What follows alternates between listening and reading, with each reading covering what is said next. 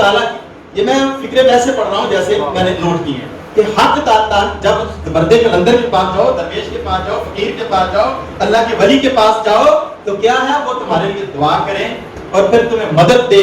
مدد کس لیے دے؟ کہ تاکہ حق تعالیٰ کی عنایت جو ہے ان بزرگوں کے تفیض تمہیں اپنی طرف کھینچ لے اور مخالفت کی گنجائش نہ رہے، مخالفت کی گنجائش نہ رہے. پھر فرماتے ہیں اگر شریعت کی مخالفت کا راستہ بال برابر بھی کھلا رہا تو بڑا خطرے کا مقام ہے. بال برابر بھی مخالفت کا راستہ کھلا رہا تو بڑا خطرے کا مکان ہے. اس لیے مخالفت کے تمام راستوں کو بند کر دینا چاہیے.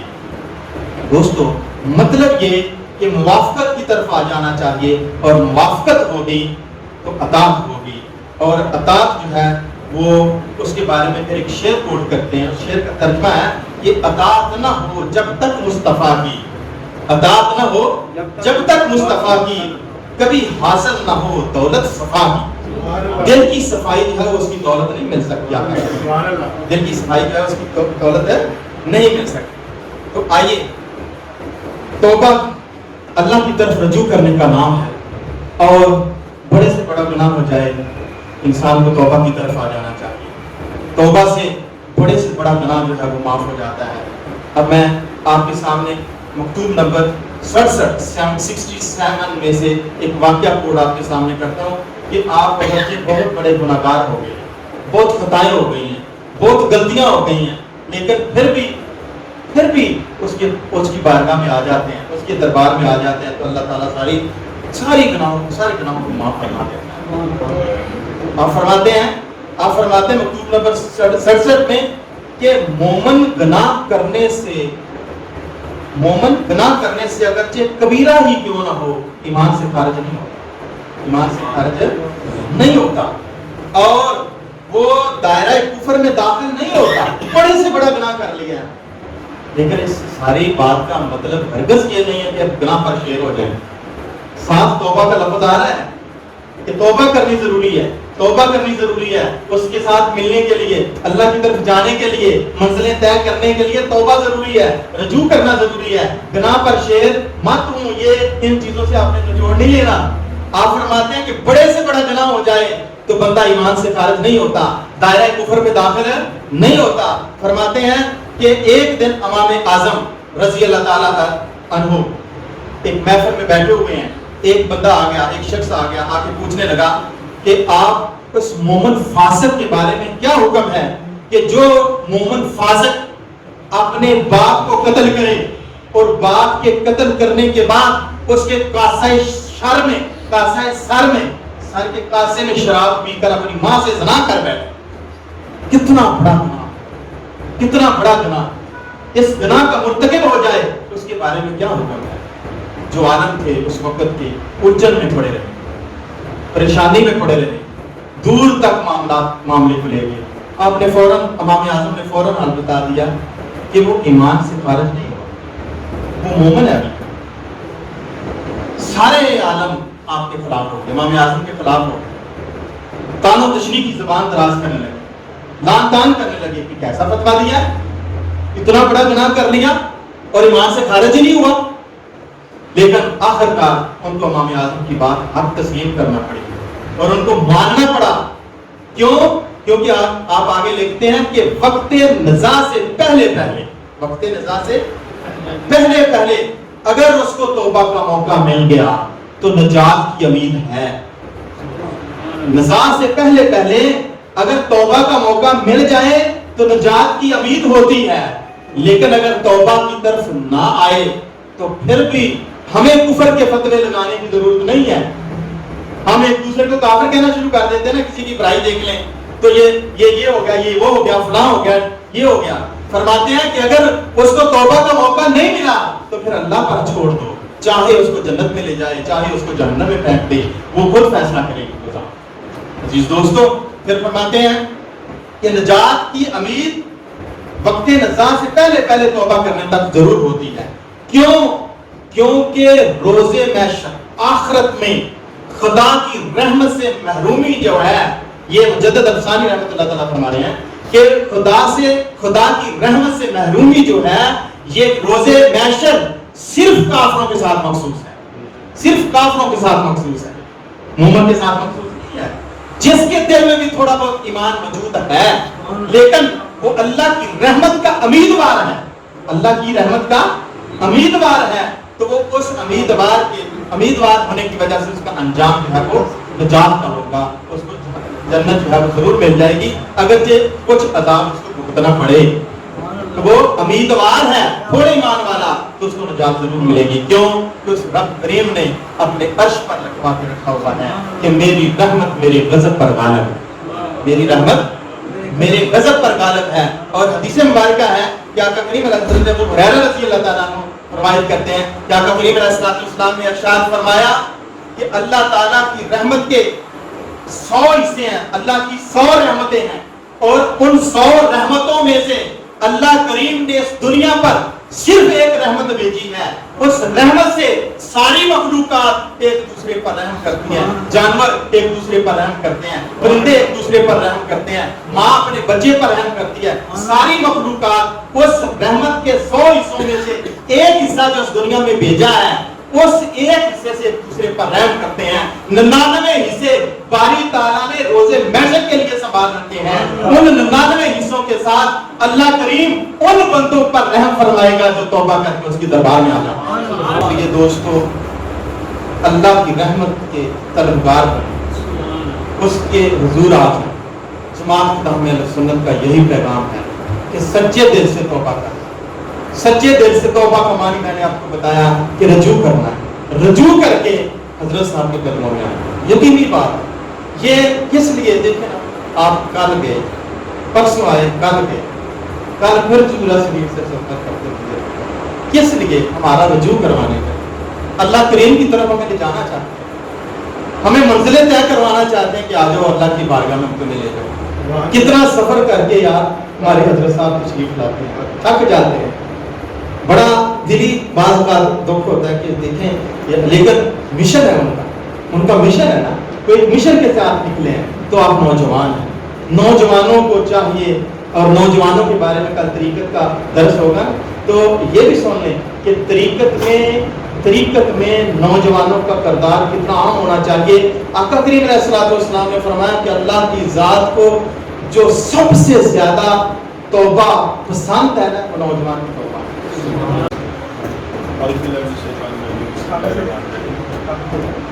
آپ نے توبہ کا مضمون ماشاءاللہ بہت خوبصورت طریقے سے بیان کیا۔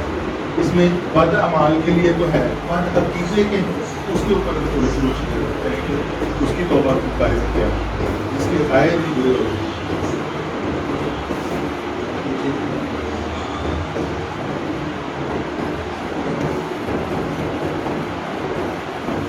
توبہ جو ہے ہوتی مومن کی ہے،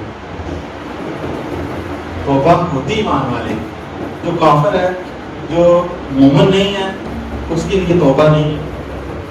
مزید روشنیاں ساتھ ڈالتے ہیں، جی ٹھیک ہے، یہ جواب ٹھیک ہے۔ توبہ مومن کی ہوتی ہے، کافر کی نہیں ہوتی۔ جن کا عقیدہ ہی نہیں صحیح، مثلا قادیانی یا دوسرے تیسرے لوگ ہیں، عقیدے سے کہ مسلمان ہونا ہے۔ اللہ تعالیٰ نے قرآن مجید میں ارشاد فرمایا، بسم اللہ الرحمن الرحیم، والعصر ان الانسان لفی خسر الا الذین آمنوا وعملوا الصالحات۔ اس کے اوپر آپ غور کریں، اس آیت مبارکہ پر آپ غور کریں کہ باقی سارے لوگ خسارے میں ہیں، اور صرف وہ لوگ خسارے میں نہیں ہیں کہ جو ایمان لائے اور نیک اعمال کیے۔ اب اس کا یہ مطلب ہے کہ ایمان کو اولیت حاصل ہے اور اعمال کو ثانوی حیثیت حاصل ہے، یعنی دوسرا درجہ حاصل ہے۔ پہلا درجہ ایمان کا ہے، اور ایمان کے نتیجے میں جو اعمال ہوتے ہیں وہی اعمال حسنہ کہلاتے ہیں۔ جو ایمان کے نتیجے کے اندر، ایمان کے مکمل ہونے کے بعد، ایمان لانے کے بعد، یقین کامل حاصل ہونے کے بعد جو اعمال کیے جاتے ہیں وہی دراصل اعمال حسنہ ہیں۔ اس کا یہ مطلب ہے کہ ایمان بنیاد ہے، ایمان فاؤنڈیشن ہے اور ایمان جڑ ہے، اس کے اوپر اعمال جو ہے وہ تنے اور شاخوں کی مانند ہے۔ اگر کسی درخت کی جڑ خراب ہو جائے، اگر کسی درخت کے تنے کو گھن لگ جائے اور کیڑا لگ جائے اور وہ کھوکھلا ہو جائے تو اس کے اوپر شاخیں کمزور ہو جاتی ہیں اور شاخوں کی کوئی حیثیت نہیں ہوتی، شاخیں خشک ہو جاتی ہیں۔ لہذا ایمان جب کامل ہوگا تو اعمال کامل ہوں گے اور اعمال کا نتیجہ آخرت کے اندر اور دنیا کے اندر وہ حق کا نتیجہ اور اصل نتیجہ وہی ہوگا۔ اس کا یہ مطلب ہے کہ ایمان اور عقیدے کو بنیادی اہمیت حاصل ہے۔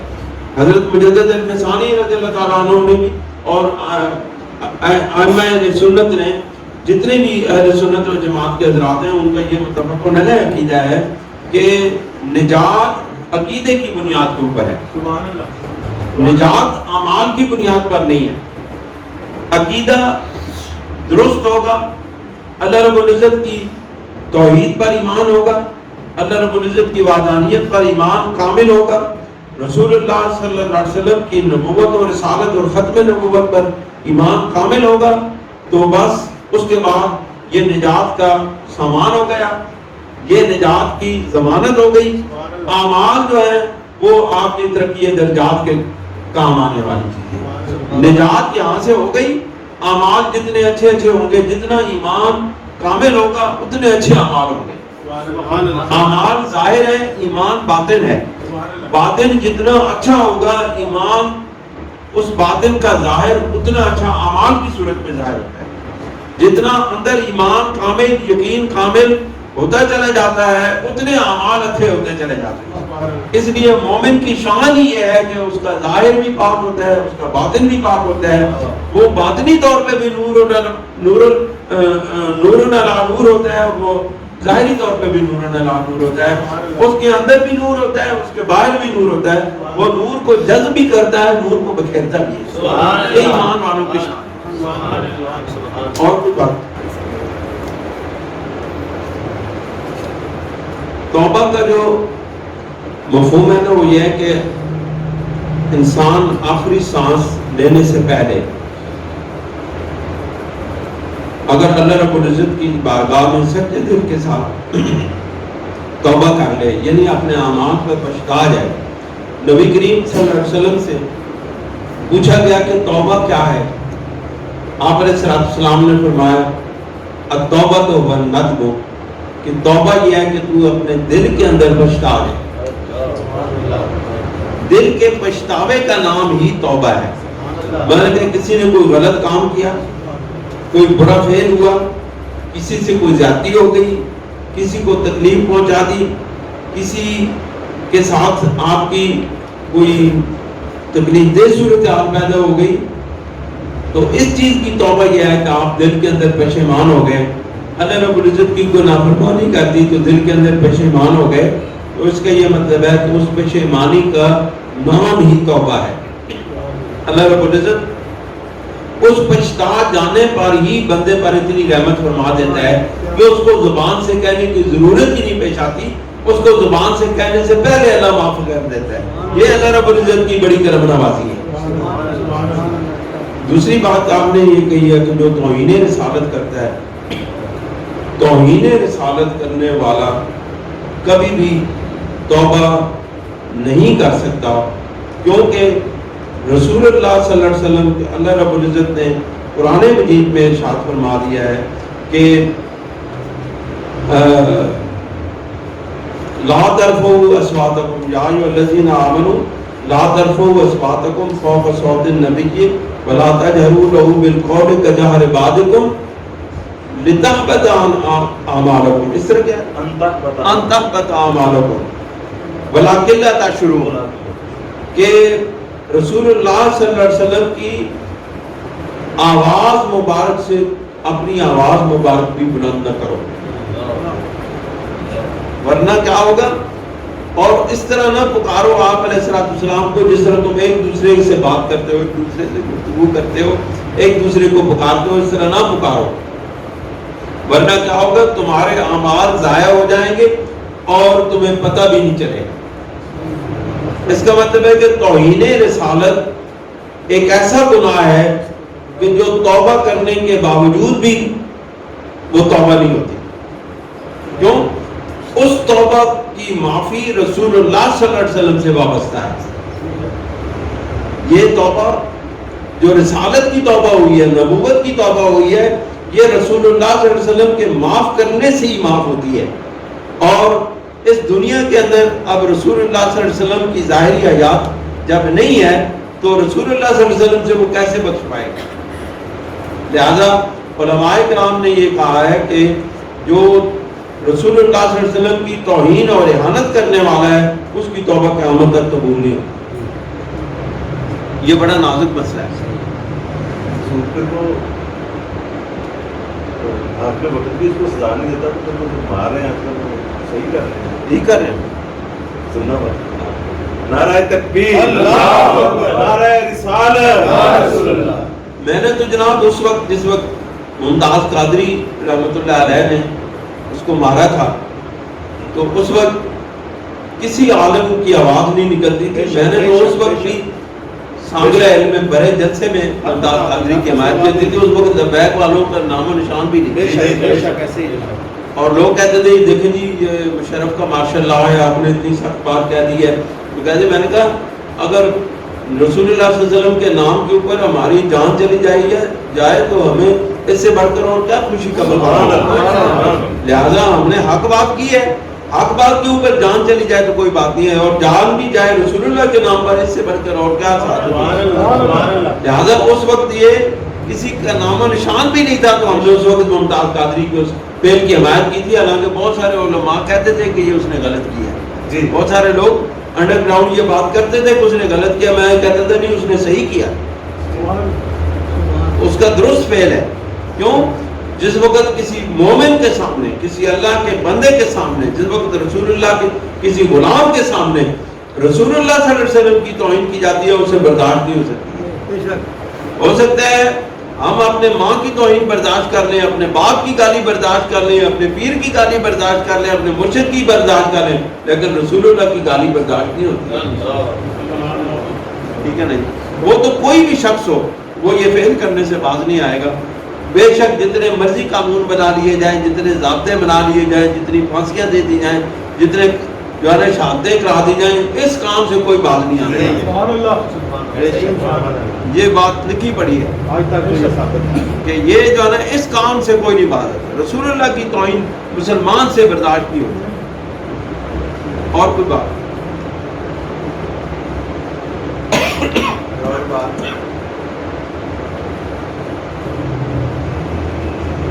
لوگ کہتے ہیں جی قانون بنا ہوا ہے, قانون کے مطابق عمل ہو تو ایک ریاست ہوتی ہے, ریاست کے اندر قانون کو ہاتھ لینے گناہ ہے. یہ کیا دیکھیں, یہ دنیا کے قانون, یہ ریاست کے قانون ٹھیک ہے, بڑے محترم, بڑے عزتوں والے ہیں, سارے کو پابندی, ہم بھی کہتے ہیں پابندی کرنی چاہیے, لیکن جب قانون پر عمل درآمد نہیں ہو رہا ہوتا اس وقت جو ہے لوگ پھر برداشت نہیں کر سکتے.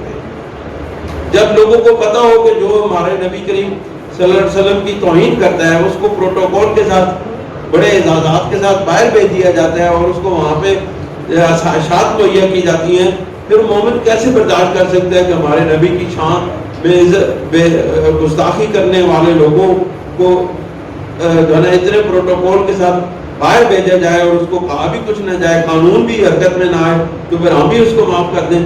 یہ دونوں چیزیں نہیں ہو سکتی. اگر ادھر قانون پہ عمل نہیں ہو رہا تو قانون پہ ادھر بھی عمل نہیں ہو رہا. اگر عام مسلمان قانون پر عمل نہیں کر رہا تو جو قانون نافذ کرنے والے لوگ ہیں وہ بھی تو قانون پہ عمل نہیں کر رہے, وہ ان کو کیوں پروٹیکشن دیتے ہیں. یہ بات. ناظرین السلام علیکم. چراہی سادات یوٹیوب چینل سلسلہ نقشبندیہ مجددیہ کی مشہور درگاہ چورا شریف کا مستند چینل ہے. اس چینل کے ذریعے عشق الہی و عشق رسول اور عقائد اہل سنت و جماعت کی آبیانی کے لیے خطابات اور مختلف ویڈیوز آپ کی خدمت میں پیش کی جاتی ہیں. امید ہے کہ آپ اسلام کی صحیح تشریح اور عقائد حقہ کی अशात में हमारे मुआवन बनेंगे। आपसे इल्तमास है कि न सिर्फ आप इस चैनल को सब्सक्राइब करें और बेल के आइकॉन को प्रेस करें ताकि आपको हमारी वीडियोस की बर वक्त इत्तला मिले, बल्कि अपने दोस्तों को भी इसमें शमूलियत की दावत दें। शुक्रिया।